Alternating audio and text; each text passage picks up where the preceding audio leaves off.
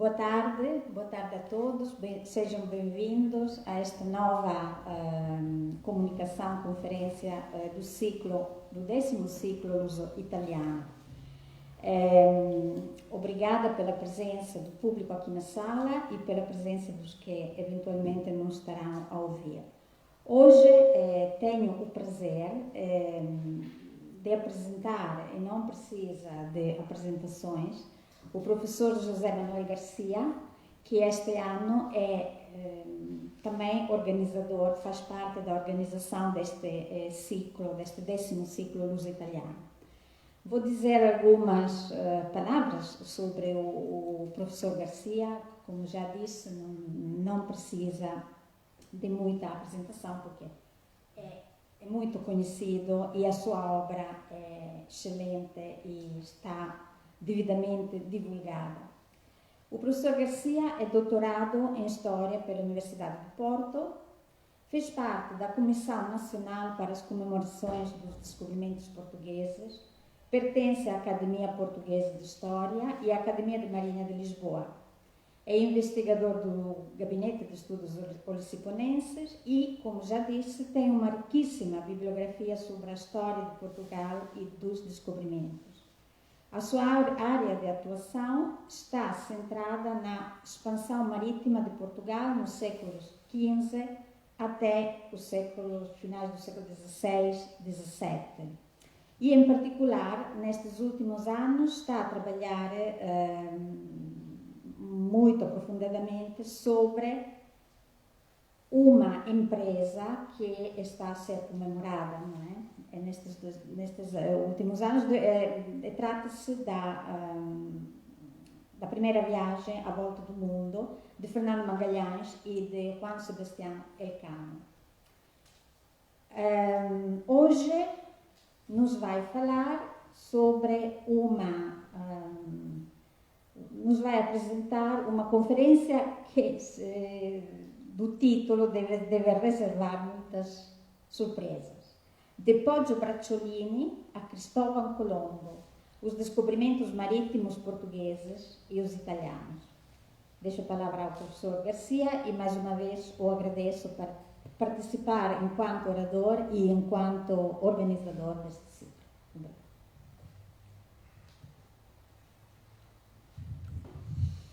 Bom, muito boa tarde a todos os presentes ao vivo e em direto através do Facebook.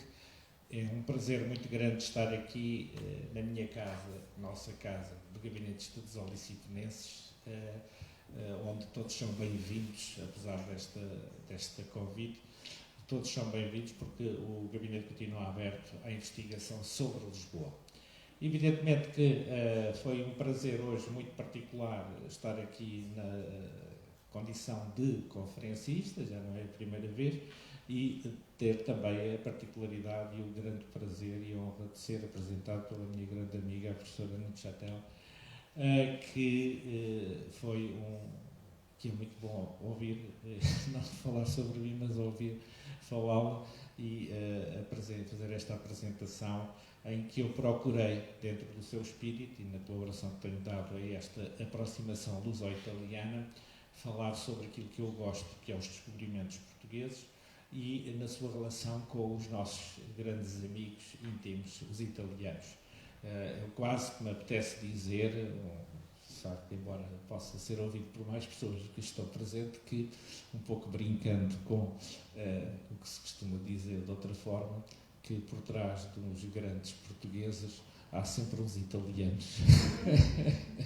Há sempre uns italianos que são grandes, como os portugueses, somos todos iguais e todos grandes, mas digamos que, de facto, os portugueses tinham o privilégio, no século XV, de fazerem os descobrimentos. Os italianos eram particularmente interessados e empenhados, e graças aos italianos, muitas vezes, é que se divulgou aquilo que os portugueses discretamente iam fazendo. Às vezes os portugueses faziam as coisas em segredo, quase que na prática iam fazer muitas coisas e tal, mas depois não diziam a ninguém.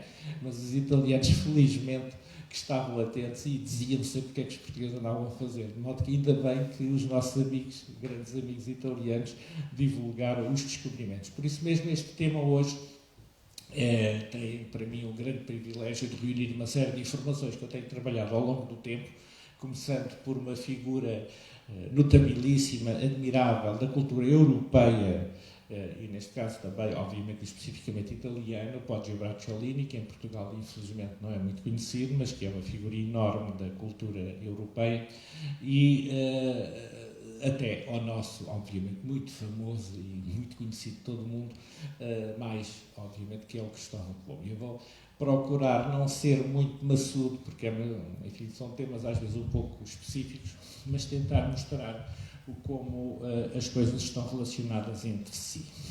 E vou começar precisamente pelo referido Poggio Bracciolino, que está na direita da imagem, que era um pouco mais velho que o infante Dom Henrique, embora morressem praticamente na mesma altura. O Poggio Bracciolini morreu em 1459, o infante Dom Henrique morreu em 1460, e o Poggio Bracciolini, como grande humanista italiano que era do século XV, ele foi secretário do Papa, esteve muito relacionado com portugueses, com eruditos portugueses, com vários portugueses, e em 1448, ele escreve uma carta com o elogio do infante Dom Henrique. É praticamente, podemos dizer, tirando, digamos, a documentação portuguesa sobre o infante Dom Henrique, é o primeiro grande documento italiano que elogia de uma forma admirável o infante Dom Henrique, que era o maior do mundo, e isto numa época muito recuada, como é 1448. O Poggio Bracciolini afirmou que o infante Dom Henrique era maior do que Alexandre Magno, do que Júlio César, era mais importante. E, de facto, a carta dele, que eu apresento apenas este extrato para verificarem aquilo que digo, é uma tradução de latim, porque evidentemente estas coisas eram todas escritas em latim, mas foi traduzida para português, e verifica-se precisamente, como podem ver, que o infante Dom Henrique, relativamente a Alexandre da Macedónia, que tinha percorrido o orbe terrestre, enfim, Alexandre tinha chegado até à Índia, com as suas vitórias, mas chegou àquelas províncias e regiões onde outros já tinham chegado anteriormente, portanto não era assim propriamente uma novidade. Quanto ao Júlio César, submeteu a Gália, subjugou a Britânia, atacou a Germânia, mas venceu pelas armas províncias, umas já conhecidas, outras próximas do Império Romano, portanto não é nada assim de especial. O que era de especial foi que, ora, a tua frota, do infante Dom Henrique, os navios, as caravelas do infante Dom Henrique, circundou aquelas partes da África que não eram conhecidas, nem tinham acesso fácil em virtude do medo do mar e dos povos bárbaros. Causavam desconfiança aos navegadores, mas a tua intrepidez de alma superou todas as dificuldades, todos os labores, todos os perigos, e conseguiu o que há de dar uma glória eterna. E, de facto, o infante Henrique tem uma glória eterna. E quem a começou a dar, embora, evidentemente, estes documentos passavam de forma manuscrita, a carta não foi impressa nessa altura, e esta carta de 1448 é de uma altura em que os descobrimentos portugueses tinham chegado à atual Guiné-Bissau, portanto, tinham acabado de chegar em 1446 ao atual território da Guiné-Bissau, e, portanto, eram uns descobrimentos que ainda, mesmo assim, não estavam muito avançados, que ainda faltava muito por descobrir, não é? Mas o Poggio Bracciolini já achava que tudo aquilo que o infante tinha feito e iria continuar a fazer era digno de grande glória. E, graças, mais uma vez, aos italianos, eles copiaram, ainda bem que copiaram, porque os portugueses não fizeram registro, não deixaram registro, porque o infante Dom Henrique mandava fazer os mapas dos descobrimentos. Só que pelo azar, ou do terremoto, ou porque foram todos destruídos ou desapareceram, os mapas portugueses antigos foram todos desaparecendo, e felizmente a cópia daquele mapa mais antigo que tinha sido feito por ordem do infante Dom Henrique ficou feito por um italiano chamado André Bianco, que este mapa que está em Milão, que felizmente mostra como eram os descobrimentos até à Guiné. Portanto, digamos que é um mapa verdadeiramente admirável, que foi salvo no conhecimento das primeiras imagens da África descoberta pelos portugueses ao sul do Cabo Bojador e até à Guiné. Foi graças a um italiano no ano em que Poggio Bracciolini dizia que o Infante Dom Henrique era o melhor do mundo. Portanto, mais uma vez, 2 italianos ligados ao nosso Infante Dom Henrique. Também, de uma forma indireta, ligado ao Infante Dom Henrique, temos um outro mapa de Florença, um planisfério que é anónimo de 1457, que teria estado na posse, ou que foi emprestado, ou que de qualquer maneira esteve na posse, de uma figura que vamos falar também um pouco mais a seguir, que é um grande cientista italiano, o Paolo Toscanelli, esse já mais conhecido que o Poggio Bracciolini, o Paolo Toscanelli, que teria mostrado este mapa em 1459, ainda o Infante Dom Henrique estava vivo, e é possível que o Toscanelli, tem referências documentais, que pediu um mapa para mostrar aos embaixadores portugueses em Florença que se tinham ido encontrar com ele, uns embaixadores portugueses em que participava um senhor chamado Fernando Martins, está aí um pequeno espaço, mas aqui, Fernando Martins, que em julho de 1459 foram a Florença tratar com ele de assuntos geográficos, com o tal Toscanelli, que era muito famoso na Itália e em toda a Europa, e eles, os embaixadores portugueses, foram falar de assuntos, certamente a pedido do Infante Dom Henrique, que muito se interessava por tais questões, nomeadamente as de foro cartográfico. Portanto, por isso é que o Paulo Toscanelli faz referência que mostrou e discutiu problemas geográficos com os embaixadores portugueses em Florença sobre assuntos que teriam provavelmente a ver com o possível interesse do Infante Dom Henrique em encontrar as Índias que iam desde a Etiópia até à Índia propriamente dita. Portanto, é tudo um conceito muito vago, em que os italianos teriam algum entendimento maior que os portugueses sobre o que eram as Índias, e então os portugueses, junto dos italianos, os portugueses na prática, navegando ao longo da costa africana, e os italianos, com os seus conhecimentos geográficos, poderiam ajudar a entender aos portugueses que queriam chegar às Índias ao longo da costa africana, desde o tempo do final, sobretudo, do Infante Dom Henrique, e depois no tempo de Dom João II e Dom Manuel, até que chegou o Vasco da Gama à Índia. Mas, enfim, havia um certo interesse geográfico dos portugueses, e daí que tivessem-se encontrado com o Toscanelli em Florença, num registro que está bem documentado, e embora seja pouco conhecido, e precisamente o tal Toscanelli, que está aí representado nessa imagem. Felizmente temos fotografia e retratos e imagens, quase que fotografias de todas estas figuras, desde o Poggio Bracciolini, o Infante Dom Henrique, o Toscanelli, o Dom Afonso V, à esquerda, em que o Toscanelli, depois de se ter encontrado com o seu amigo Fernando Martins nessa embaixada em Florença em 1459, em vida ainda do Infante Dom Henrique, para discutir assuntos geográficos, mandou uma carta famosíssima, neste Toscanelli, ao Dom Afonso V, que embora não, o Dom Afonso V era o destinatário da carta, mas tudo indica que o Toscanelli enviou essa carta ao filho do Dom Afonso V, que era o Dom João, o futuro Dom João II, em 1474, em que o Toscanelli depois já mandou essa carta ao Dom Afonso V através do seu amigo Fernando Martins, o tal que ele tinha estado a falar em Florença sobre esses assuntos. Só que o Toscanelli tinha uma teoria diferente das teorias dos portugueses. Os portugueses, digamos, eram muito práticos, pragmáticos, iam sempre ao longo da costa africana, sempre explorando todo o litoral africano, até chegarem ao Cabo da Boa Esperança e depois passarem ao Cabo da Boa Esperança, até chegarem à Índia. Enquanto que o Toscanelli, digamos que achava que os portugueses não, já teria explicado isso ao Fernando Martins e aos outros em Florença, e voltou a explicar em 1474, certamente a pedido do jovem Dom João II, porque o Dom Afonso V não se interessava muito por essas coisas, eram mais conquistas em Marrocos e, portanto, não era assim uma pessoa muito interessada. Por isso, agora, o Dom João II, ainda embora muito novo, tinha 19 anos, interessava-se muito por isso. Mas a teoria do Toscanelli não foi para a frente. Os portugueses achavam que estava errada a teoria do Toscanelli, porque o Toscanelli achava que os portugueses não deviam ir ao longo da África, deviam ir para o Ocidente. De Lisboa sempre para o Ocidente no Oceano Atlântico, e encontravam a Ásia, a China. Chegavam à China indo por Ocidente.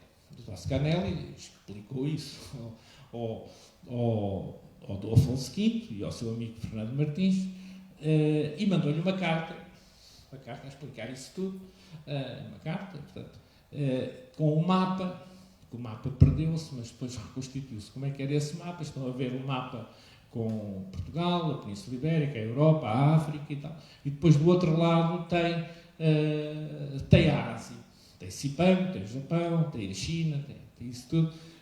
Portanto, porque evidentemente não sabia que ali não era a China, não era o Japão, que ali era a América, não tinha ideia nenhuma. De modo que achava que o mundo era pequeno, o mundo era muito mais pequeno do que é.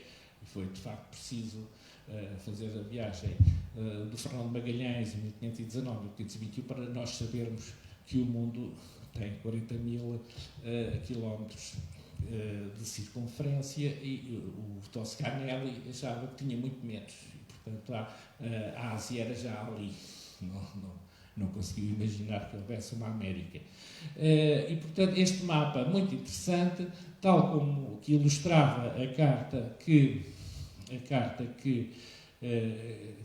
referi, esta carta do Toscanelli para o Dom Afonso V, é uma carta que nós conhecemos porque, felizmente, esta carta foi copiada por Cristóvão Colombo.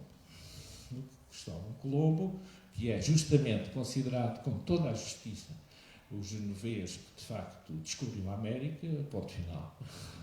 Glória ao Cristóvão Colombo, descobriu a América, era de Génova, teria nascido, tudo indica, em 1451, portanto, era um homem que tinha um projeto, um plano, embora, obviamente, temos de reconhecer que ele conseguiu realizar esse plano, esse projeto, tinha força, capacidade, energia, e conseguiu fazer a viagem para o Ocidente para tentar provar a teoria do Toscanelli, porque a teoria não era do Cristóvão Colombo, era do Toscanelli.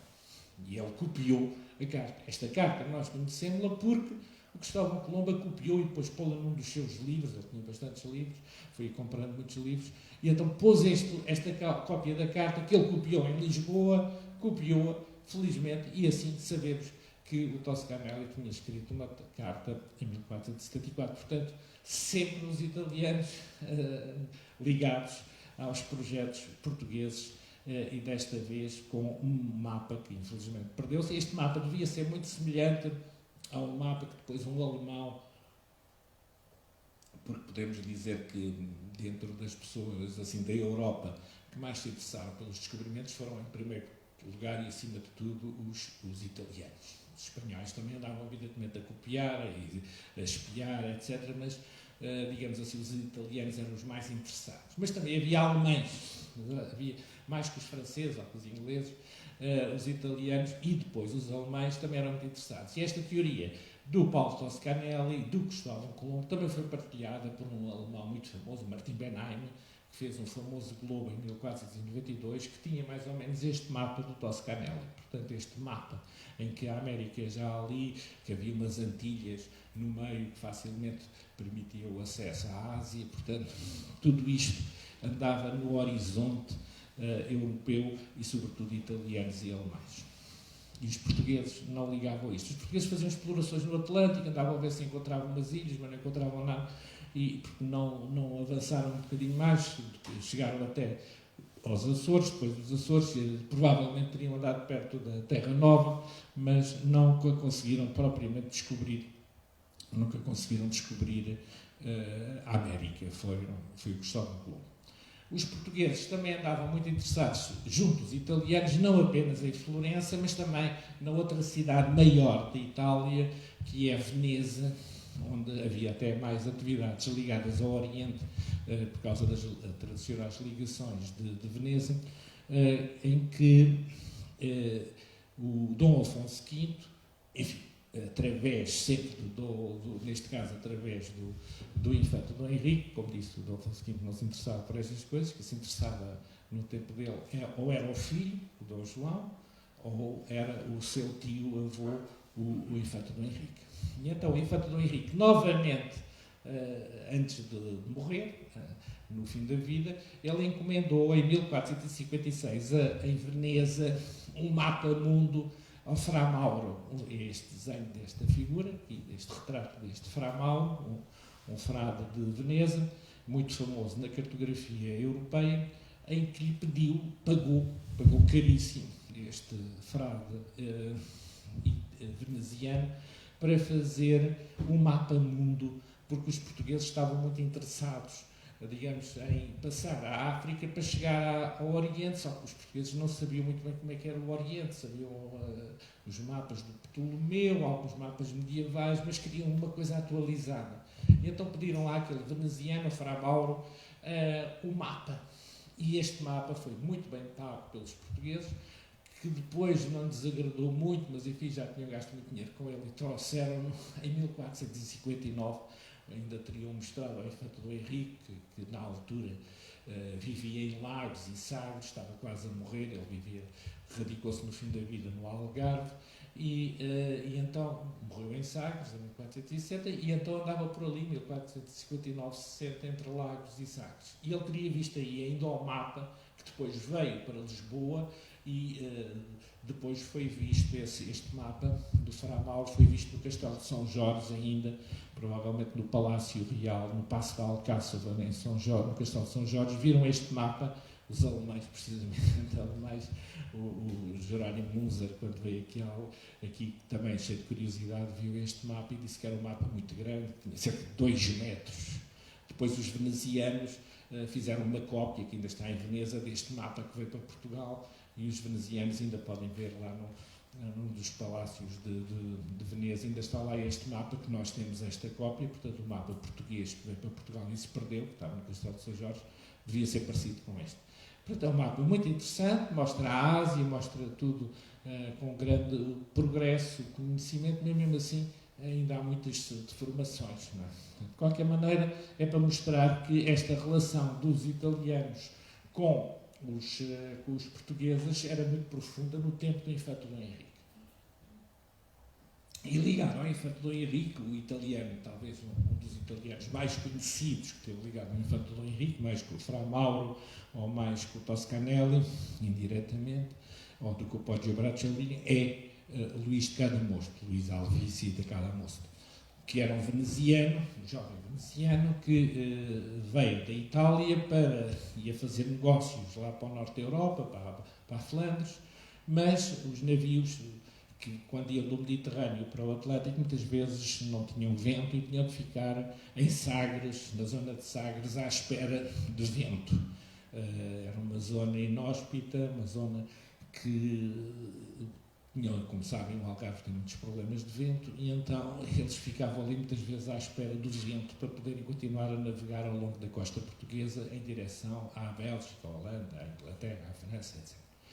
E então o Luís de Cadamosto estava lá à espera e foi contactado por ordem do Infante Dom Henrique, que vivia ali perto, na Raposeira, não estava em Sagres, estava na Raposeira.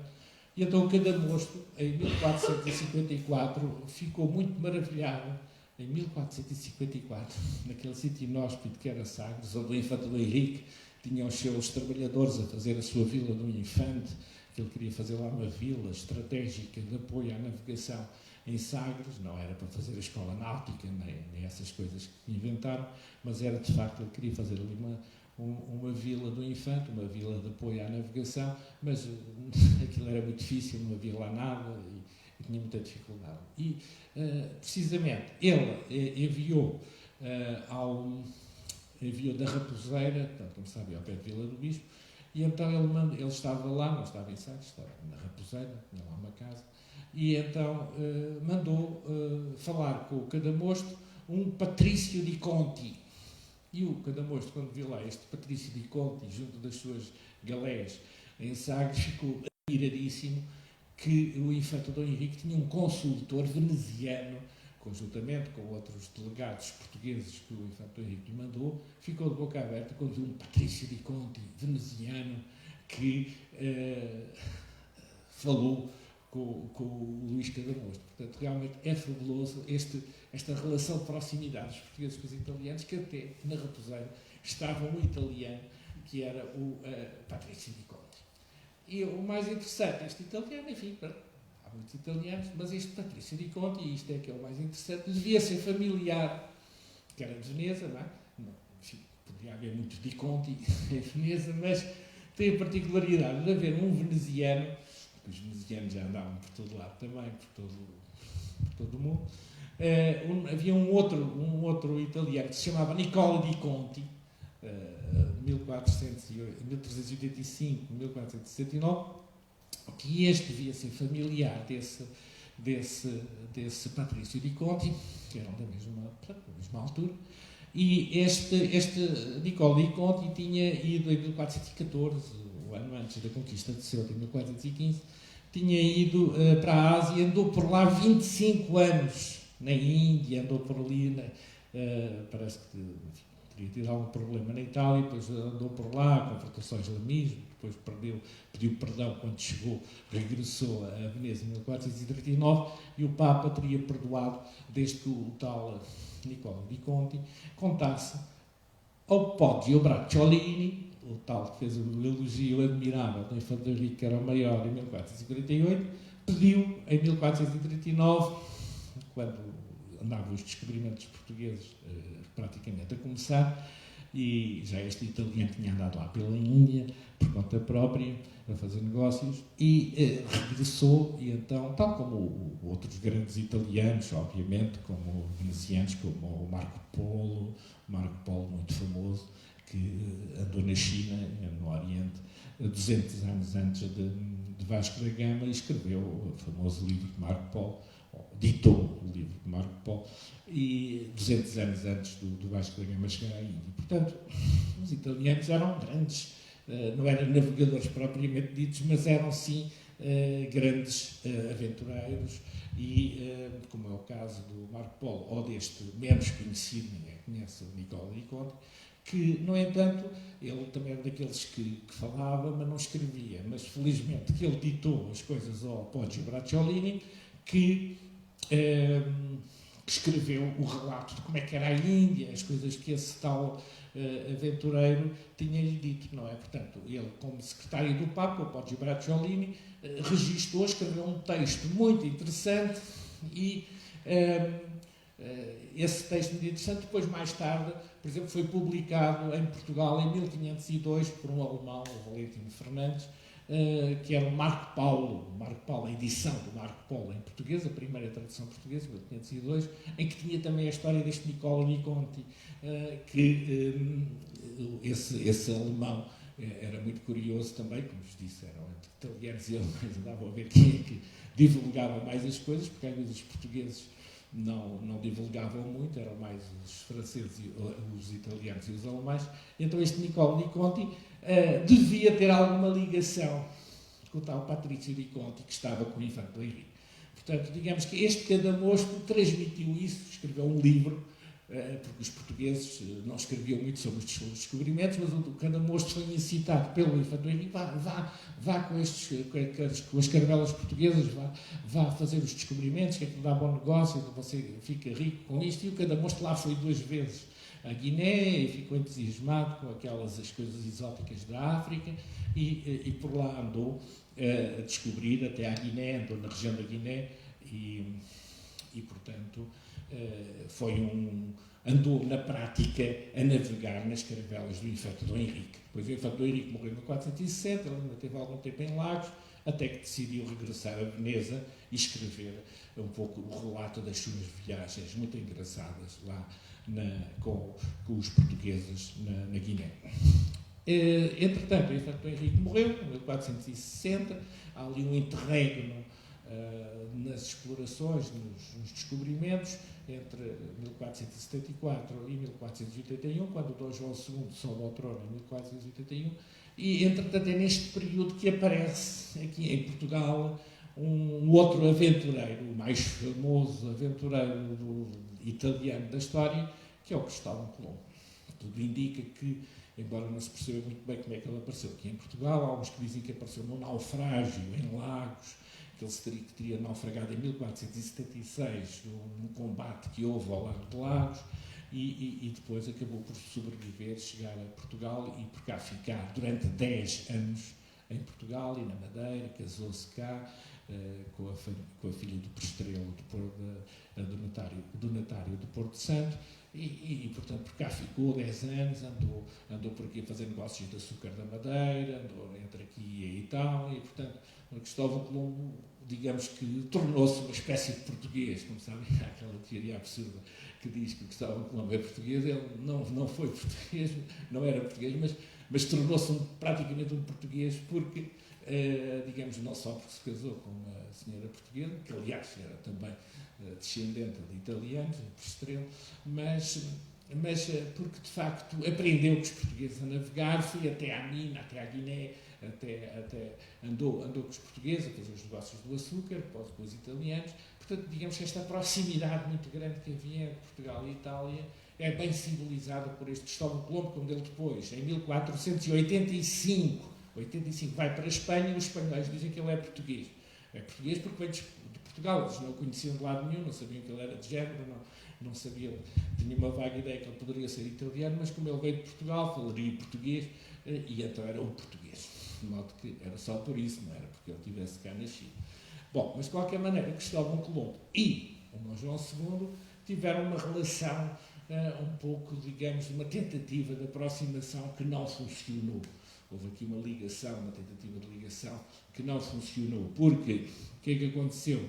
Foi que o Cristóvão Colombo, como eu vos disse, ele teve acesso, porque as coisas às vezes não eram tão secretas como isso, ele teve acesso à tal carta de 1474 que o Toscanelli tinha dirigido ao Fernando Martins para entregar ao Afonso V, daquela carta que eu vos disse, muito interessante, sobre a proposta de ir para o Ocidente. E o Cristóvão Colombo, que era um homem de negócios, um homem curioso, interessado, queria ganhar dinheiro e fama, toda a gente quer, algumas pessoas mais do que outras, e ele queria ganhar dinheiro e fama, e então acreditou que de facto conseguia ir para ricas ilhas de Cipango e ir à Índia e à China, etc. Conseguia ir para o Ocidente, que a teoria de Toscanelli é que valia. Só que o Dom João II e os seus conselheiros científicos acharam que não.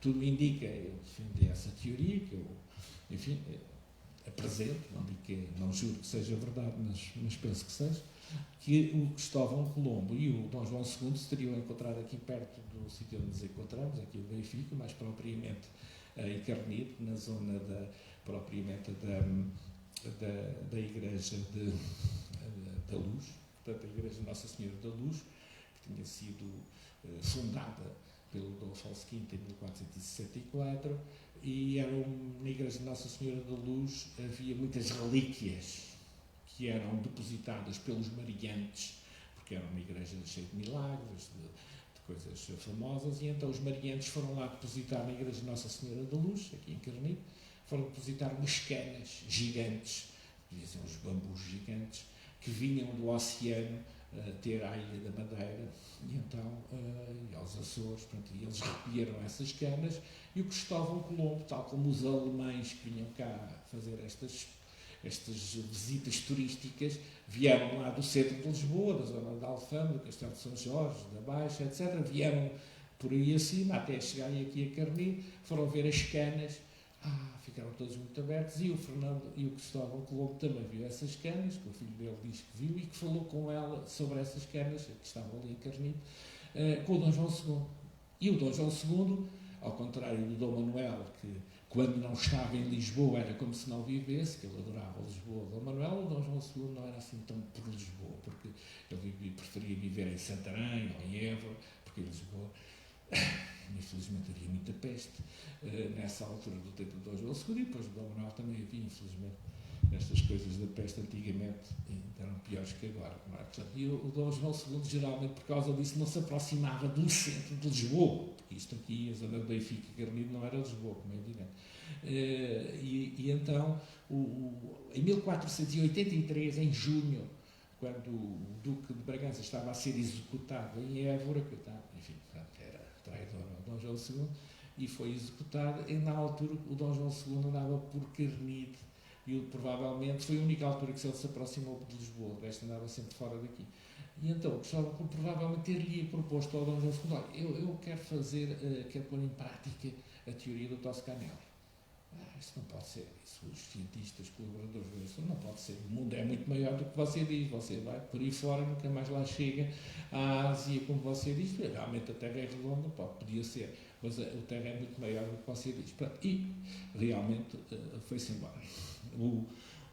Em 1486, depois o Dom João II mandou o Diogo Cão, mandou o Bartolomeu Dias, sempre à procura da Índia, até que o Bartolomeu Dias lá conseguiu descobrir o Cabo da Boa Esperança em 1488, e nessa altura Cristóvão Colombo tinha voltado a Lisboa para tentar ver se, como o Dom João II não conseguia chegar à Índia, não conseguia descobrir o sul da África, que a teoria dele do Toscanel e do Colombo, que era melhor ir para o Ocidente. O Dom João II, enfim, teria hesitado, mas o Bartolomeu Dias descobriu o caminho para a Índia pelo Cabo da Boa Esperança. Então, pronto, o Cristóvão Colombo voltou-se a ir embora, em 1488. Na altura desse mapa está aí, do Martelos, 1489, que é o primeiro mapa que mostra o Cabo da Boa Esperança. E então esse mapa, digamos, tirou a esperança do Cristóvão Colombo, que conseguiu convencer os reis católicos, Fernando e Isabel, que a teoria dele era melhor e que os portugueses andavam sempre por ali, aquilo era tudo dos portugueses, os espanhóis não podiam andar ali pela África, e o melhor era ir para o Ocidente, não havia portugueses por ali e eles tinham o caminho aberto. E então, decidiu deixá-lo ir por aí fora. E descobriu a América. Uma grande descoberta. Temos aí um mapa que tudo indica que teria sido feito pelo Cristóvão Colombo, é o único que dizem que foi feito antes da descoberta da América, não há certeza de se é ou não, está na Biblioteca Nacional de França.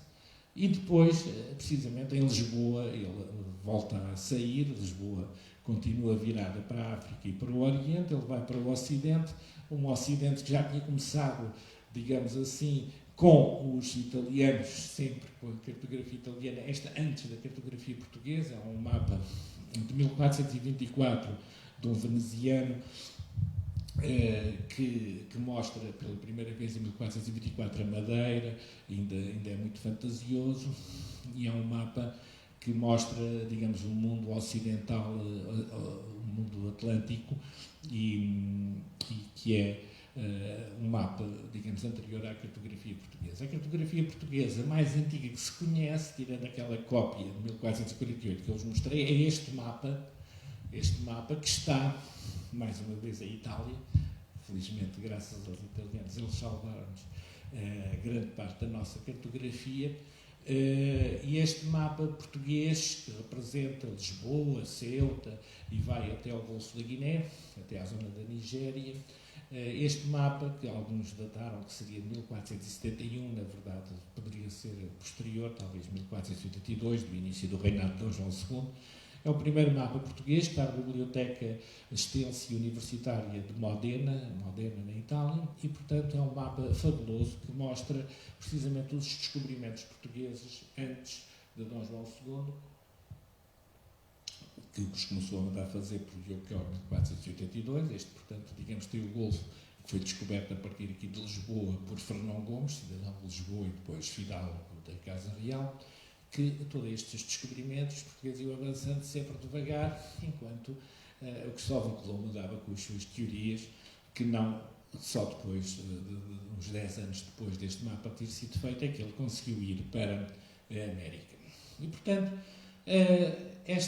o corolário, ao fim e ao cabo, dos descobrimentos portugueses, voltou, digamos, a imagem dos descobrimentos portugueses voltou a ser salva, mais uma vez, devido aos italianos. São sempre os italianos que salvam um pouco esta história dos descobrimentos, porque não só escrevem, elogiam, têm muito interesse, investem, há sempre os grandes negociantes, os Marchioni e outros grandes comerciantes que fazem grandes investimentos, sobretudo Florença, já que os venezianos eram rivais e eram hostis, mas sobretudo os genoveses e sobretudo os florentinos tinha uma grande proximidade, interesse, investimento com os portugueses, que às vezes não tinham tanto jeito para o negócio, tinham mais jeito para realizar grandes ações, mas depois faltava financiamento. E o financiamento vinha geralmente da Itália, também da Alemanha, mas mais da Itália. E então, este investimento foi feito por o Duque de Ferrara, que mandou um seu espião, o Alberto Cantino, a Lisboa, para obter, junto dos armazéns da Casa da Índia e da Mina, que tinha acabado de ser feita a Casa da Índia e da Mina, com os seus armazéns, onde se faziam mapas, os instrumentos, tudo que era para a navegação, os navios junto da Ribeira das Naus, e então, debaixo do Palácio do Rei Dom Manuel, e então este mapa, estava nessa altura a ser feito o Palácio de Dom Manuel, começou em 1500 e acabou em 1505, e nessa altura este mapa foi feito lá nos armazéns, lá, enquanto andavam a fazer o palácio em cima dos armazéns.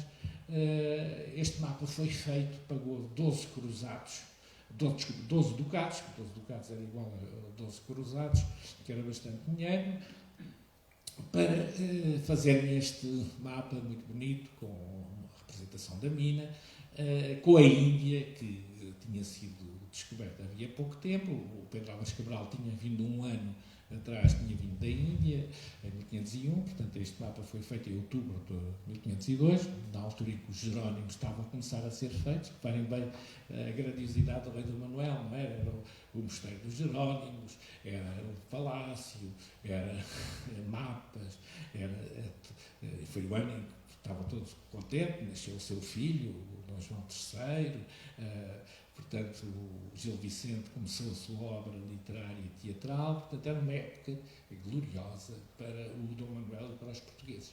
E essa imagem está expressa precisamente graças a esse italiano que pagou 12 ducados para conseguir ter a imagem da África, como nunca se havia visto, depois da viagem do Vasco da Gama e do Pedro Álvares Cabral, da imagem da Índia. Depois da Índia, os portugueses já não sabiam muito bem como é que era a zona da Malásia, etc. Isso já não se percebia muito bem como era, mas aquela zona da Índia já está mais ou menos como é, comparada com o que era anteriormente. E depois tem a representação fabulosa, admirável, incrível da América, o Brasil, que tinha acabado de ser descoberto, tinha havido uma primeira exploração depois de Pedro Álvares Cabral, em 1502. É a primeira imagem do Brasil, mesmo da Terra Nova, da Groenlândia, e depois das nossas Antilhas dos espanhóis, que estão também ali representadas. Portanto, é um mapa com o mundo novo.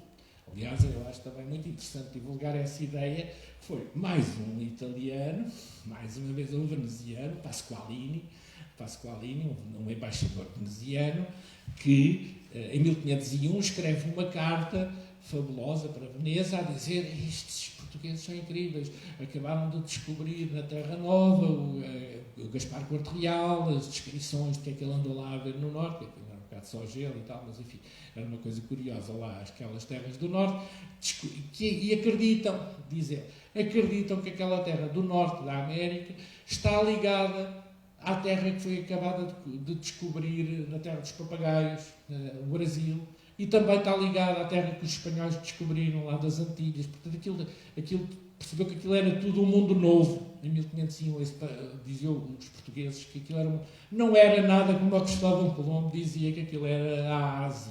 Ele estava errado. Depois, evidentemente, há outro italiano, que ainda ficou mais famoso, que é o Américo Vespúcio, América, não é? Que deu o nome à América, porque depois começaram a dizer que a América foi descoberta pelo Américo Vespúcio, não é? O Vance Müller andou lá a dizer que era o Américo Vespúcio. E o Américo Vespúcio começou a exagerar muito, a dizer que tinha andado por lá a descobrir coisas e tal, quando andava com os portugueses e com os espanhóis por lá, ninguém percebe muito bem a verdade e a mentira do que ele dizia, mas a verdade é que o Américo Vespúcio divulgou aquilo é um mundo novo, não é nada a Ásia, como dizia o Cristóvão Colombo. E de facto era um mundo novo. E o Américo Vespúcio é que divulgou, porque essa carta do Pasqualini, os portugueses, ninguém conhecia. E os portugueses estavam muito caladinhos, embora os portugueses dissessem: aquilo das Antilhas não é nada da Ásia, aquilo é umas ilhas. Por isso é que se chamava Antília, que era uma ilha mítica, que os portugueses tinham nada à procura e que os espanhóis, o Cristóvão Colombo, encontrou. Portanto, como estou a ver, é graças aos italianos que nós temos esta imagem admirável do mundo, que depois foi copiada foi copiada na Europa, mais ou menos adaptada, foi sendo copiada e a partir daqui começou a pouco e pouco a representar-se a cartografia do mundo. E, portanto, este mundo que este mapa já aqui revela, alguns anos depois, em 1519, é representado por um outro planisfério feito por portugueses, pelo Jorge e Pedro Reinel, para o Fernão de Magalhães, que depois, com esse mapa que esses portugueses de Lisboa foram depois trabalhar com o Cristóvão Colombo, com o Fernão Magalhães, para Sevilha, e fizeram um mapa ainda mais fantástico que este, o mapa de 1519, planisfério, que demonstrava mais ou menos como é que era o mundo mais completo, que depois o Fernão Magalhães mostrou que era, de facto, como é que era o mundo, não é? E depois, por trás, obviamente, do Fernão Magalhães, temos o grande escritor António Pigafetta, de Vicença, que descreveu a viagem de Fernão Magalhães de forma admirável e que é um prazer ler. Portanto, nós temos esta demonstração, começando no Pátio Bracciolini e acabando no Cantino, além de passando pelo Cristóvão Colombo, pelo Toscanelli, pelo Cadamusse, foi um brevíssimo resumo que, como percebem, enfim, o meu esforço de síntese, para mostrar como esta história, na prática, é tão rica nesta proximidade, que na prática é preciso juntar muitas histórias, ou ficar uma história feita de muitas aproximações e que tem sempre o centro Lisboa.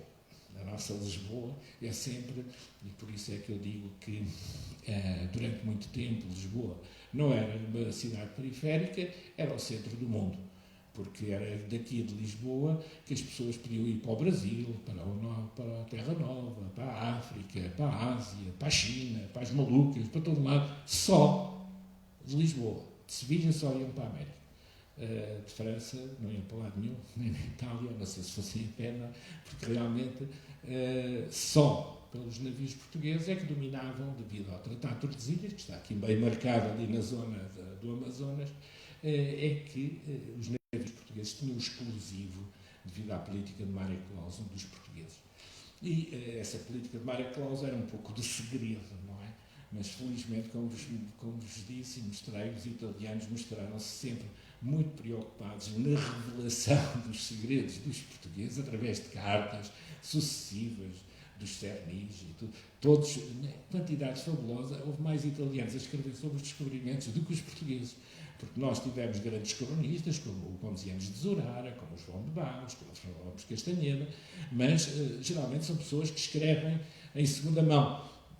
Não são, digamos assim, de marianos, como aconteceu com o próprio Cadamosto, que andou lá com os portugueses na Guiné, e muitos outros, não é? Portanto, digamos que este espírito de tradução, divulgação, depois edição que os italianos fazem é fabuloso. Por isso é que eu digo que os descobrimentos só são conhecidos porque os italianos os descobriram e revelaram e divulgaram. Por isso é que, enfim, foi uma aproximação. Não sei se querem fazer alguma pergunta.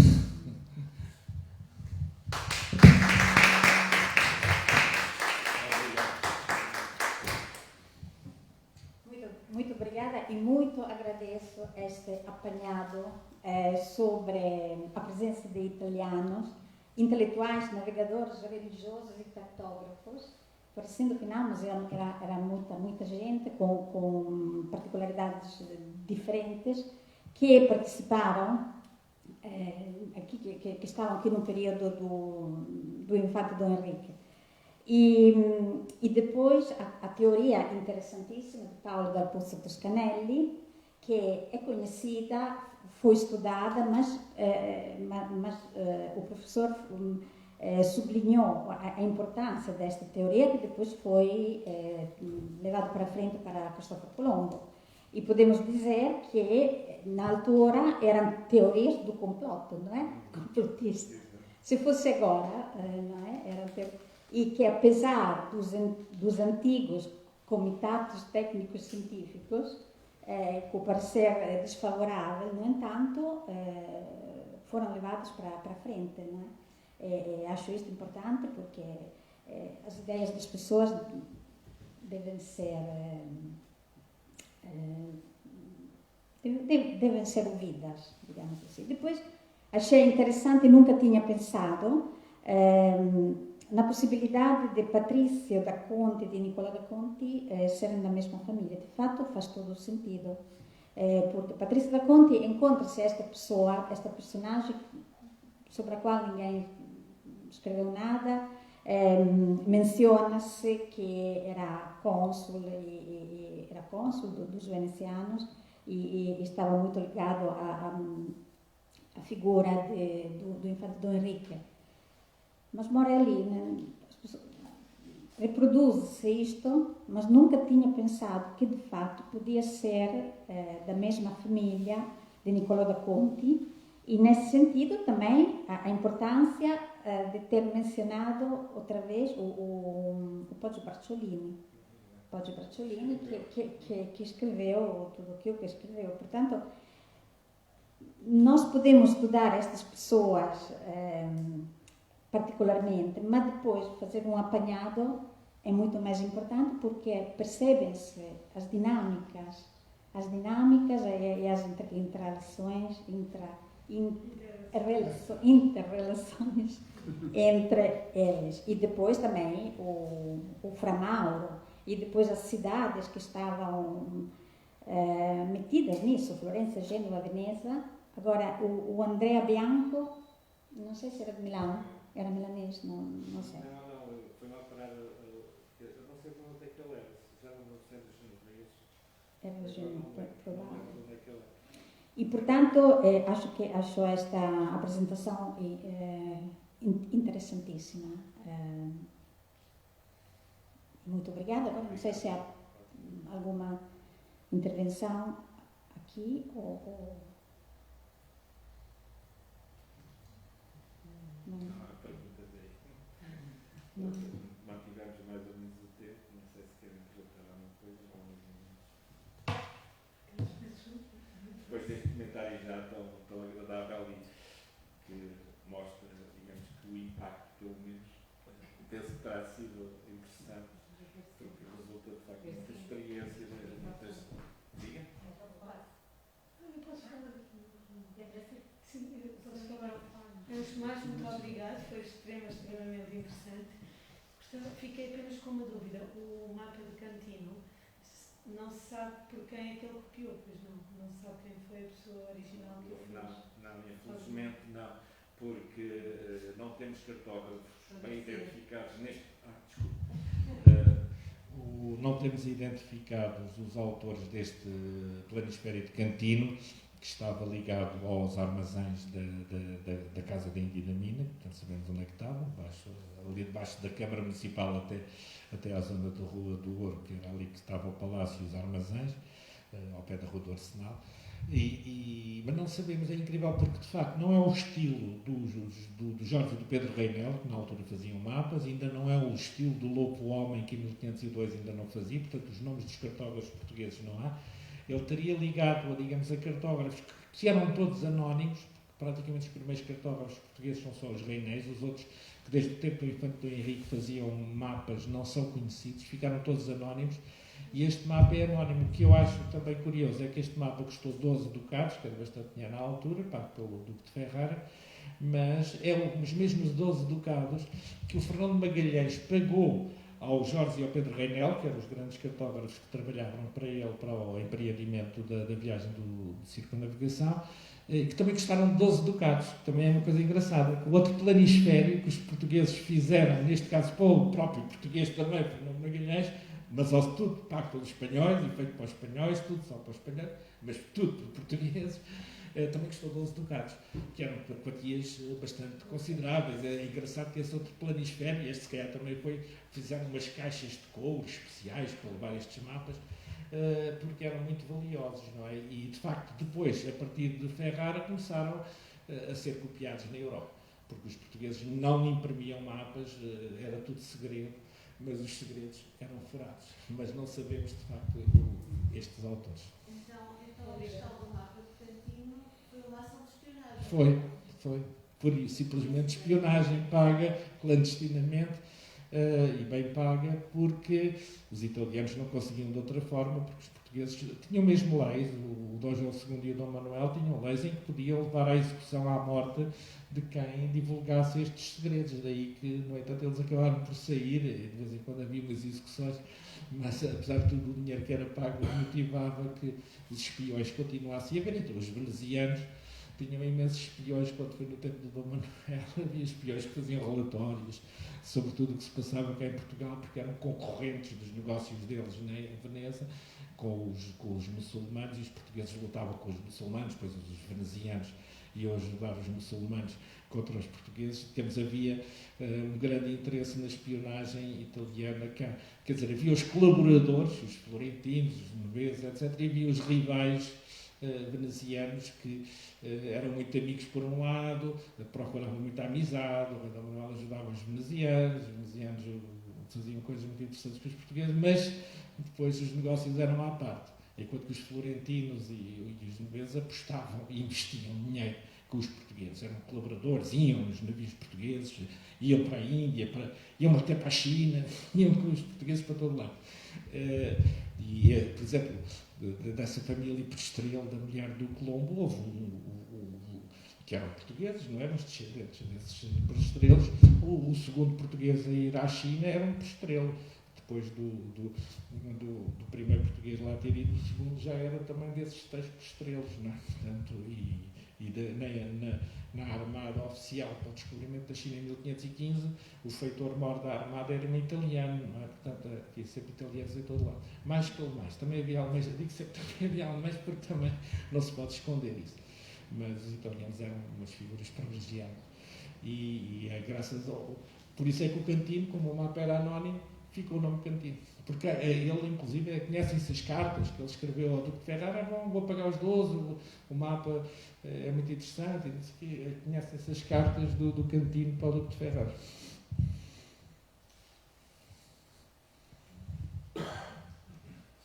Há mais? Não há perguntas? Cumprimos a hora. Portanto, vamos acabar aqui esta sessão e esta é a última deste ano e depois iremos recomeçar por volta de março, mais ou menos, mas daremos notícias. Desejo a todos umas boas férias, um bom Natal e boa tarde a todos. Muito obrigada a todos. Muito obrigado.